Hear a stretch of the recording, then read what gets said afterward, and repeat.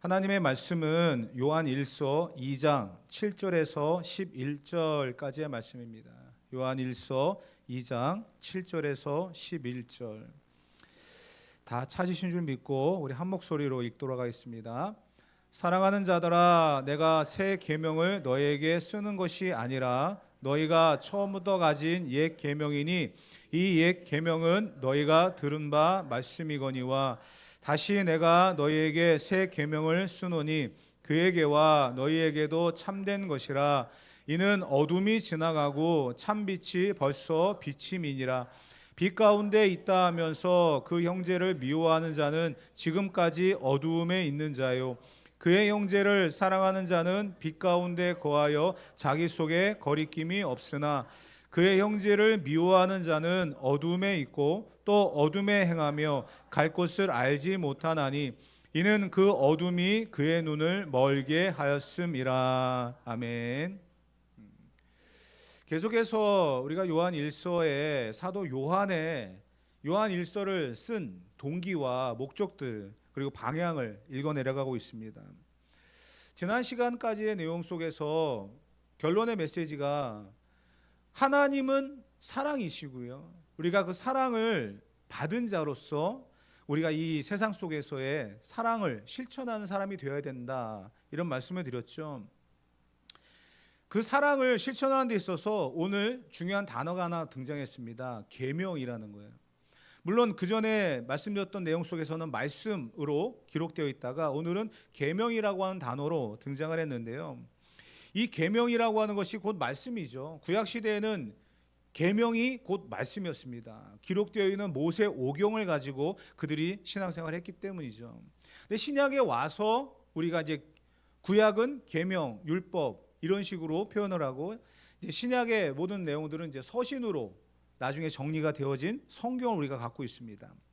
이 계명이라고 하는 것은 곧 하나님의 말씀이에요. 말씀이고 또 우리가 반드시 지켜야 될 그런 내용들이죠. 구약의 내용이기 때문에 없어지거나 사라진 것은 절대 아닙니다. 어떻게 보면 이 계명과 말씀이라고 하는 이것을 신약의 시작인 예수님께서 지켜왔던, 유지해왔던 그 내용들을 다시금 재수정하시는 그런 부분들이 좀 있기는 합니다. 왜냐하면 그 말씀 자체와 계명은 온전합니다. 완벽합니다. 그런데 사람들이 그것을 다르게 해석을 하고 다르게 접근을 했기 때문에요. 그래서 문제가 되기 때문에 예수님께서도 새 계명이라고 하는 단어를 쓰시면서 지금까지 지켜왔던 모세 오경이나 율법이나 계명들을 그렇게 하면 안 된다, 이렇게 해야 된다라고 하면서 새 계명이라고 하는 접근으로 또 그러한 전달로 우리에게 말씀을 하고 있습니다. 요한 1서 2장 3절과 4절 지난 시간에 말씀드렸던 내용인데요. 다시 한번 볼게요. 다 같이 한번 읽어봅시다. 우리가 그의 계명을 지키면 이로써 우리가 그를 아는 줄로 알 것이요, 그를 아노라 하고 그의 계명을 지키지 아니하는 자는 거짓말하는 자요, 진리가 그 속에 있지 아니하되. 아멘. 그의 계명을 지켜야 된다, 이렇게 말하고 있어요.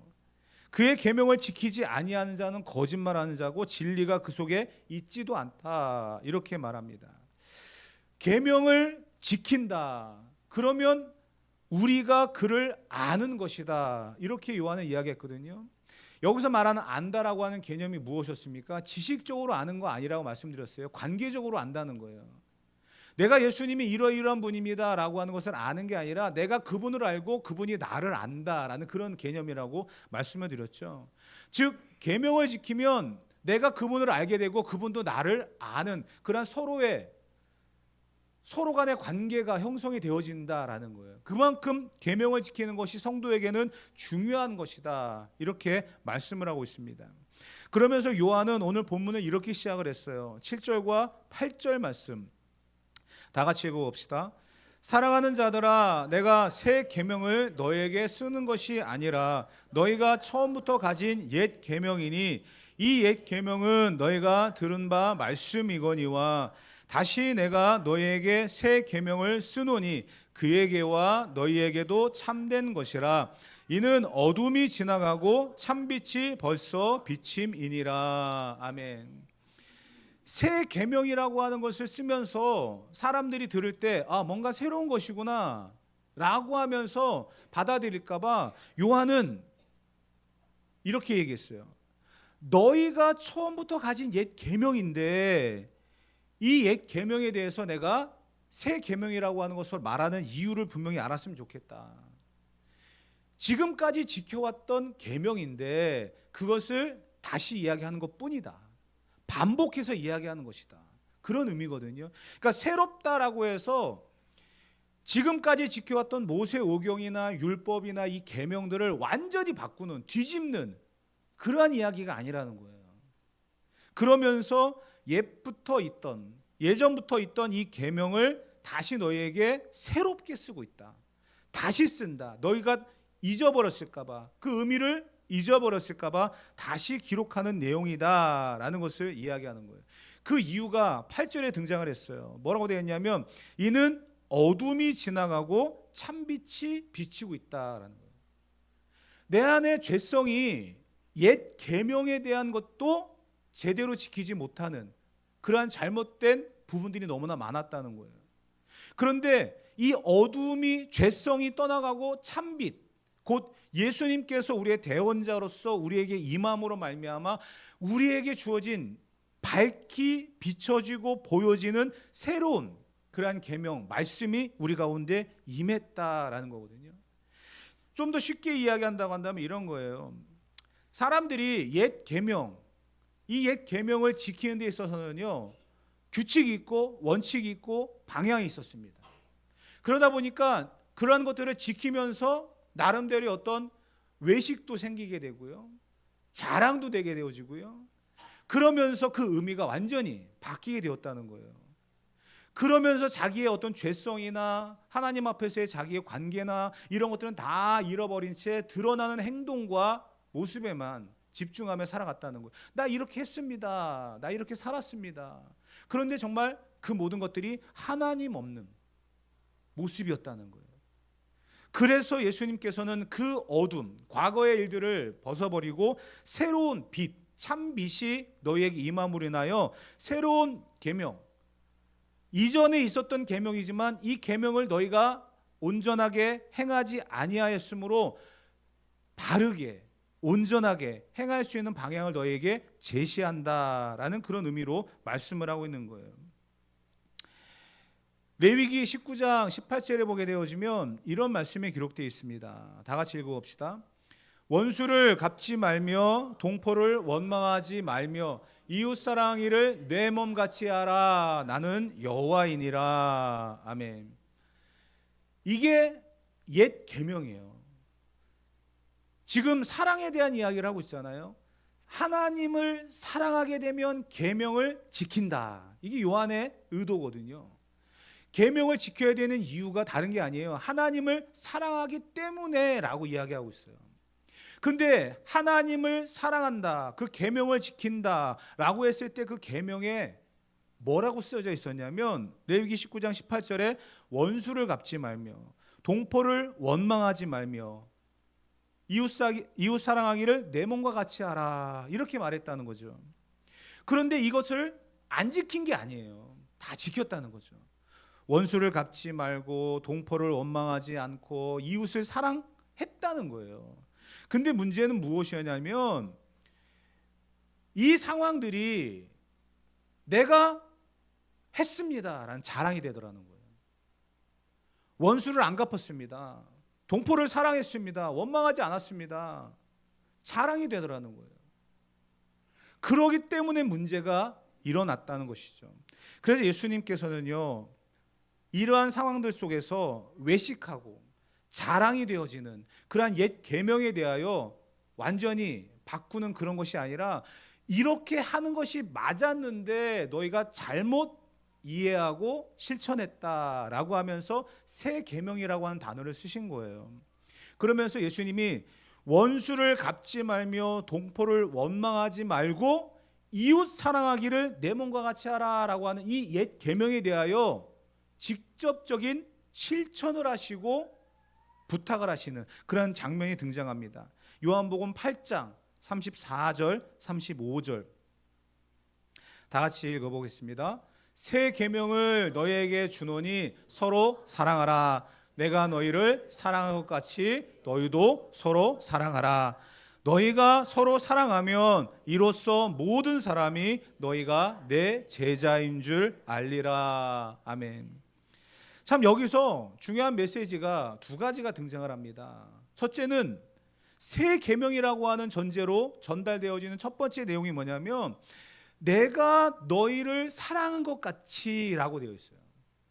내가 너희를 사랑한 것 같이. 자, 여기에서 예수님께서 내가 너희를 사랑한 것 같이 라고 하는 이 말씀은 많은 시간을 가지고 우리가 해석해 보아야 될 내용이지만 간단하게 정리를 한다고 한다면 이겁니다. 예수님이 하나님이신데 이 땅에 오셨고 인간의 몸을 입고 이 땅에 오셨고 심지어 십자가의 죽으심으로 말미암아 하나님이 우리를 얼마나 사랑하는지를 보여주셨거든요. 자기 목숨을 버리셨다는 거예요. 자기의 목숨을 버리면서까지 사랑했던 그 사랑을 보여주면서 내가 너희를 이렇게 사랑한다. 그러면서 너희도 이와 같은 사랑을 해야 된다. 이게 새 계명이에요. 원수를 갚지 말고 동포를 원망하지 말고 이웃 사랑하기를 내 몸과 같이 하라. 내가 원수 안 갚았어요. 동포를 사랑해요. 라고 하는 그러한 행동에만 국한된 것이 아니라 형제를 위하여 목숨을 버리고 자기를 희생할 줄 아는 그러한 사랑, 내가 너희를 사랑한 것 같이 라고 하는 것을 던지면서 이 계명이 진짜다. 이렇게 해야 했어야 했는데 너희는 단지 원수를 안 갚았고 동포를 사랑한다라고 하는 이 외형적인 거에만 집중해서 외식하고 자랑하는 것만 말했는데 그게 아니다라고 말씀을 하고 있는 거거든요. 그러면서 이렇게 사랑하면 두 번째, 너희가 내 제자인 줄 알리라. 원수를 갚지 않고 동포를 사랑하는 그러한 모습들은 다 일반적으로 외식하는 사람들이 다 드러냈던 행동들인데 아니다. 하나님이 이웃을 사랑하되 내 몸과 같이 사랑하라고 하는 것은 내가 온 인류를 위하여 목숨을 버린 같이 너희도 그러한 사랑을 해야 한다. 그 모습을 본다고 한다면 사람들이 그리스도인은 다르구나, 틀리구나. 그러면 그 그리스도인들을 무엇으로 부르겠느냐? 제자라고 부르게 된다는 거예요. 예수님이 자기의 몸을 버리시면서 온 인류에 대한 하나님의 사랑을 확증하셨던 것처럼 우리도 서로 사랑하되 그렇게 사랑하는 삶을 살아간다면 세상 사람들 우리를 보고 다르다, 그리스도인은 다르다라고 말하게 되어지는데 그러한 사람들을 가지고 예수님은 제자라고 말씀하신다는 거예요. 여러분, 제자의 삶을 살아가고 계십니까? 예수님이 우리를 위하여 목숨을 버리시는 그러한 사랑을 하신 것처럼 우리도 형제를 사랑하고 이웃을 사랑하고 계십니까? 내 몸과 같이 사랑하라고 하는 말씀은 바로 여기 있는 거예요. 그러한 사랑을 우리는 할 수 있어야 됩니다. 그것은 새 계명이라고 표현하고 있지만 지금까지 바르게 하지 못했던 잘못된 길을 가고 있는 그 상황들을 돌이켜서 온전한 길로 이끌어 가시는 예수님의 가르침이고 그 가르침을 받은 사도가 오늘 우리에게 전달하고 있는 내용의 말씀이라는 거예요. 어두움이 지나가고 참 빛이 내게 비춰졌다라고 하는 것은 그 과거의 잘못된 옛 계명, 원래의 의도가 아닌 다른 길로 가고 있었던 그 길을 돌이켜서 제대로 된 길을 가야 된다라고 가르치고 있는 그러한 의도라는 거예요. 그것을 우리가 좀 분명히 알고 빛의 자녀로 살아갈 수 있는 그런 삶을 살아가야 되는데요. 오늘 이 빛이라고 하는 것을 사도가 8절에 강조하면서 9절부터 11절에 이 어둠과 빛이라고 한 대조를 이야기하면서 또 이야기하고 있는 것이 바로 연결되어지는 내용이거든요. 9절부터 10절 말씀을 다 같이 한번 읽어보도록 하겠습니다. 읽겠습니다. 빛 가운데 있다 하면서 그 형제를 미워하는 자는 지금까지 어둠에 있는 자요, 그의 형제를 사랑하는 자는 빛 가운데 거하며 자기 속에 거리낌이 없으나 그의 형제를 미워하는 자는 어둠에 있고 또 어둠에 행하며 갈 곳을 알지 못하나니 이는 그 어둠이 그의 눈을 멀게 하였음이라. 아멘. 이제 이 말씀이 좀 이해가 되시죠? 9절부터 11절까지 내용의 말씀이 왜 갑자기 계명을 이야기하고 하다가 어둠과 빛 이야기를 할까? 이해가 좀 되시지 않습니까? 빛이라고 하는 것, 어둠이라고 하는 것, 이 내용의 말씀이에요. 빛 가운데 있다 하면서 형제를 미워하는 것은 아직까지 어둠에 있는 것이다. 과거에 있다는 거예요. 옛 계명에 머물러 있다는 거예요. 잘못된 길을 가고 있다는 거예요. 그의 형제를 사랑하는 자는 빛 가운데 거한다. 그의 형제를 미워하는 자는 아직도 어둠에 있다.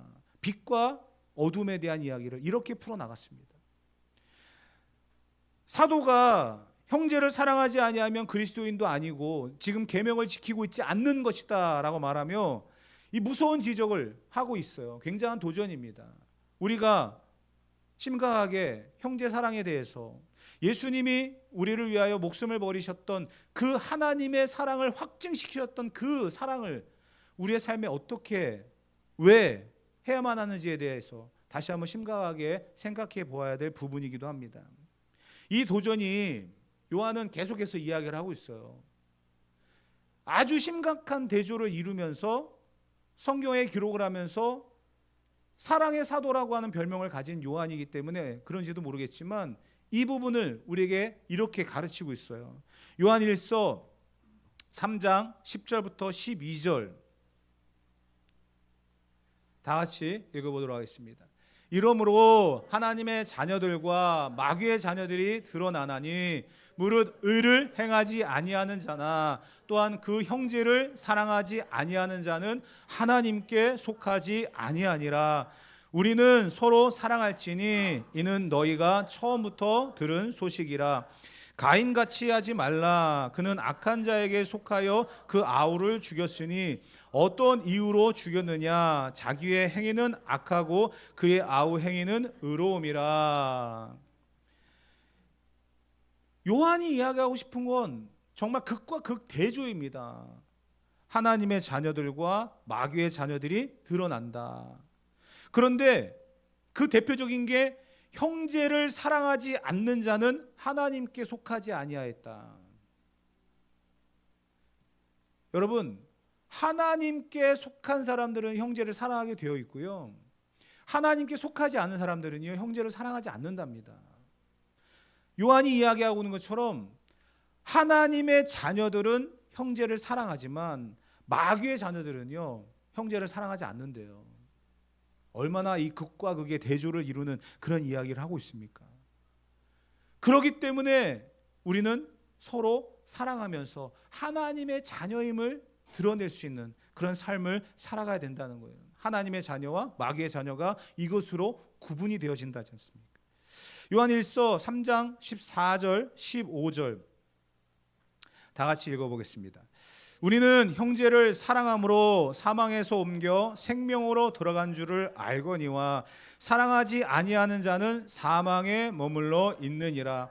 그 형제를 미워하는 자마다 살인하는 자니 살인하는 자마다 영생이 그 속에 거하지 아니하는 것을 너희가 아는 바라.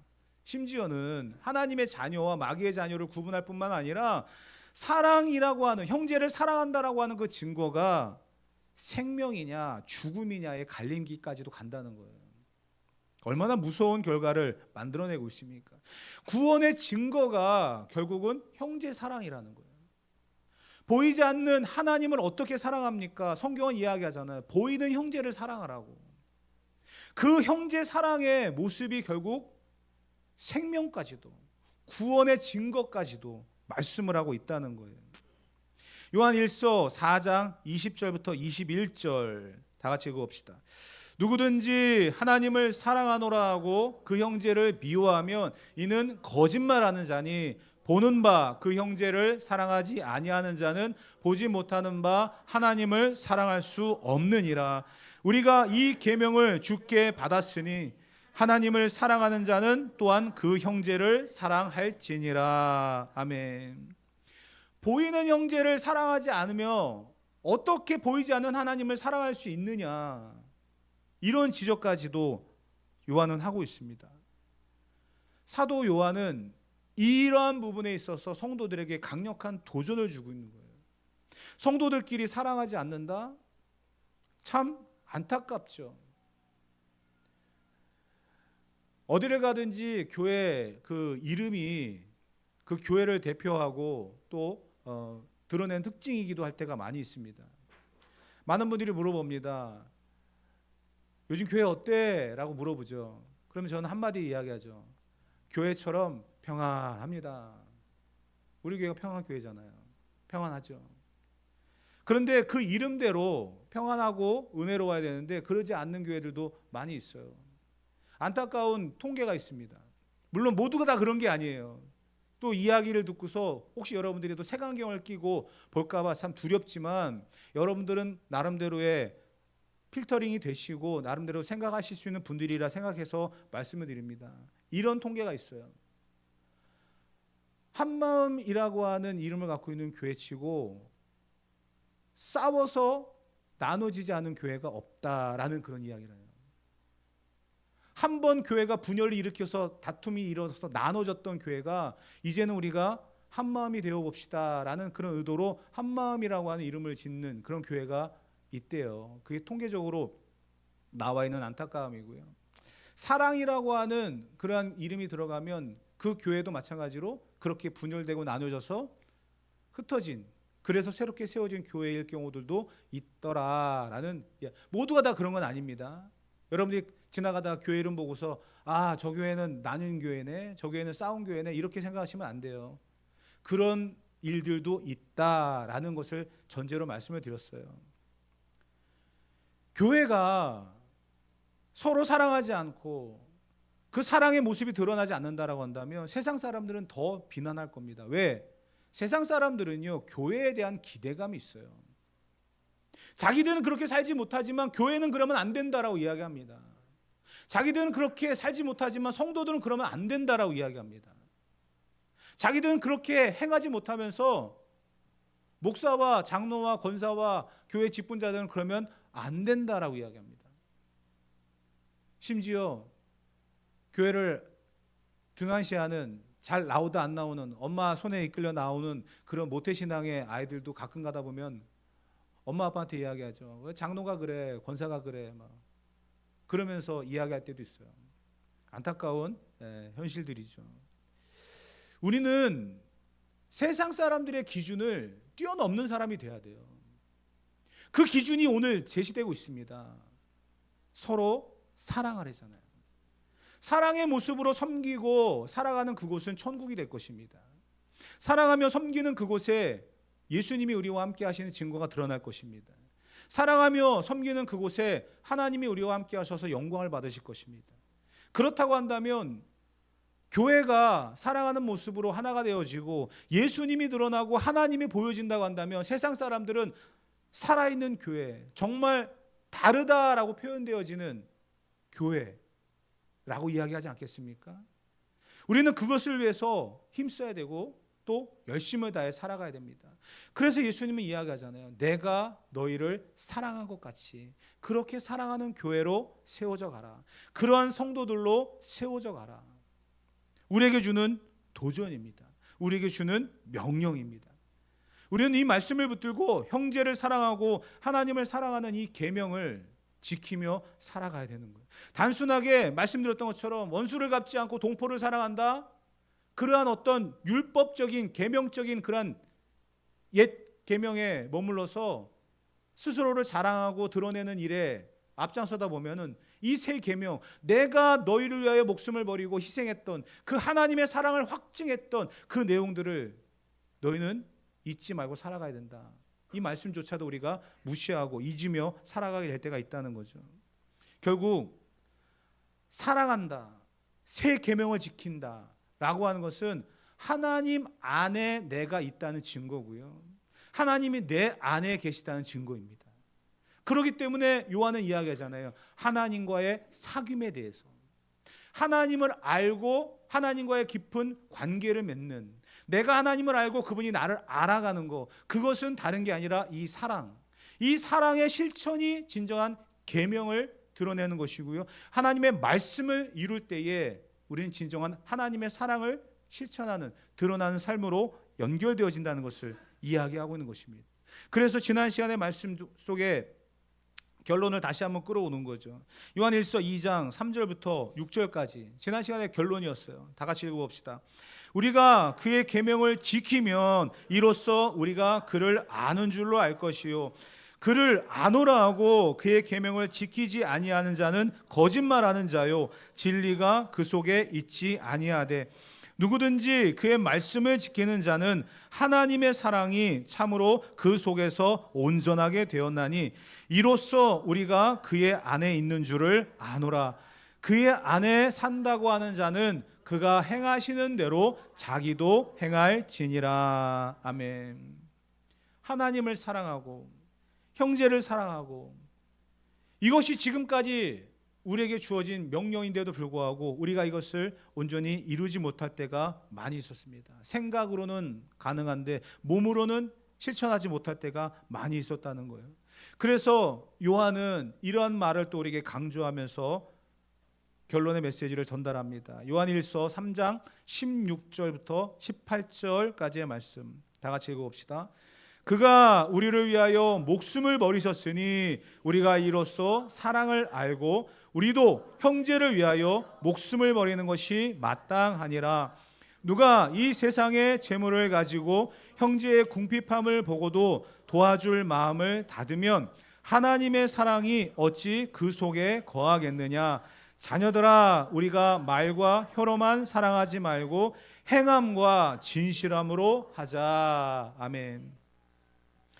그가 우리를 위하여 목숨을 버리셨으니 이로써 우리가 사랑을 알게 되었고 우리도 형제를 위하여 목숨을 버리는 것이 마땅하다. 요한은 이렇게 강조합니다. 지금까지 지켜왔던 옛 계명이 아닌 새로운 계명, 완전히 다른 게 아니에요. 방향을 잃어버린 것을 제대로 잡아주는 사도의 가르침입니다.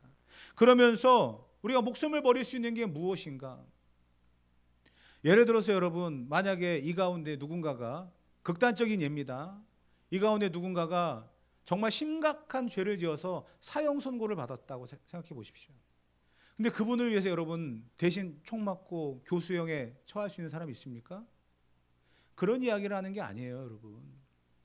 그렇게 목숨을 버릴 수 있는 상황이 과연 우리 살아가는 인생의 70이요 80, 그 강건하면 90이 넘어가는 그 인생의 순간들 속에서 여러분들에게 그런 일이 닥칠 확률이 얼마나 될 것 같습니까? 거의 없어요. 그 이야기를 하는 게 아니에요. 형제를 위해 목숨을 버리라고 하는 이야기가 초대교회는 가능했을지 몰라요. 그러나 지금은 이 말씀을 우리에게 적용한다는 것은 본문 속에서 답을 찾는 거죠. 17절에 보게 되어지면 뭐라고 되어 있어요? 누가 이 세상의 재물을 가지고 형제의 궁핍함을 보고도 도와줄 마음을 닫으면 하나님의 사랑이 그 속에 거하겠느냐. 무슨 이야기냐면 이 세상에서 물질보다 더 소중한 게 어디 있겠습니까? 그래서 물질을 목숨처럼 생각하는 사람들이 굉장히 많이 있죠. 형제를 위하여 내 물질을 쓸 수 있는 사람이 되어야 된다는 거예요. 네, 이럴 줄 알았습니다. 아멘이 하나도 안 나오죠. 왜? 돈이 그만큼 중요하니까, 목숨처럼. 이런 이야기가, 무슨 이야기가 있잖아요. 예전에 엽전은 구멍이 뚫렸대잖아요. 그래서 그걸 눈에다 갖다 대면 세상도 보이고 형제도 보이고 아버지도 보이고 아들도 보이고 다 보였대잖아요. 그래서 막 줬대요. 근데 지금 동전 어때요? 딱 막혀 있잖아요. 눈에다 씌우면은요, 아버지도 안 보이고 아들도 안 보이고 아무도 안 보인대요. 우스운 이야기지만 우리에게 주는 교훈은 참 큽니다.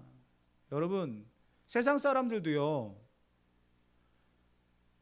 TV나 이런 데 보게 되어지면 무슨 그 NGO 단체들 보면 우리가 알지 못하는 아프리카나 이 좀 힘든 나라들의 의료를 도와달라, 굶주리고 있는 아이들을 위해서 식량을 사기 위해서 한 달에 10,000원씩이라도 지원해 달라, 이런 광고들을 많이 합니다. 많이 해요, 여러분. 사람들 그거 굉장히 많이 합니다. 세상 사람들도 도와야 된다는 걸 알기 때문에 자기가 목숨처럼 여기는 그런 물질을 사용하라고 이야기해요. 근데 교회가, 성도가 그런 일을 하지 않는다? 물론 개인적으로 하시는 분들도 있을 겁니다. 근데 교회는 그런 일을 더 많이 해야 됩니다. 왜요? 내 목숨을 버린 것처럼 너희도 서로 사랑하라고 하시는 이 말씀을 우리에게 주셨기 때문에 우리는 더 구제하고 섬기고 나누는 일에 앞장서야 됩니다. 그게 교회거든요. 그 일을 위해서 우리가 물질을 쓸 수 있어야 되고요. 마음을 쏟을 수 있어야 됩니다. 원수를 갚지 말라. 동포를 사랑하라. 말로써 얼마든지 할 수 있는 외식입니다. 그것을 뛰어넘는 예수님의 말씀과 요한의 가르침이 있습니다. 오늘 우리는 이 말씀 앞에 사랑이 무엇인지를 다시 한번 보기를 원하고요. 형제를 위하여 목숨을 버리는 것이 마땅하다, 당연하다라고 말하며 오늘 우리에게 새 계명, 기존 지켜왔던 그 옛 계명이 아닌 새로운 계명을 주시면서까지 다시금 이 사랑의 의미를 가르치고 있는 이 말씀을 우리는 분명히 가슴에 새기며 살아가야 될 줄 믿습니다. 요한이 이야기했잖아요. 자녀들아, 우리가 말과 혀로만 사랑하지 말고 행함과 진실함으로 하자. 오늘 우리의 삶의 현장에 그 어떤 것이 소중하겠습니까? 생명을 살리는 것 외에 소중한 것은 없습니다. 나를 살리시고 나를 구원하시는 그 하나님의 은혜가 있음을 안다면 오늘도 우리는 영혼을 살리고 구원하는 일에 앞장서는 저와 여러분들, 우리 교회가 되어야 될 줄 믿습니다. 이러한 사랑의 실천과 새 계명을 온전히 이룰 수 있는 우리가 되어져서 건강한 교회, 건강한 성도, 하나님이 기뻐하시는 그리스도인으로 온전히 세워져 가기를, 그래서 하나님의 사랑과 은혜를 누릴 수 있는 저와 여러분 되어지기를 주님의 이름으로 축복합니다.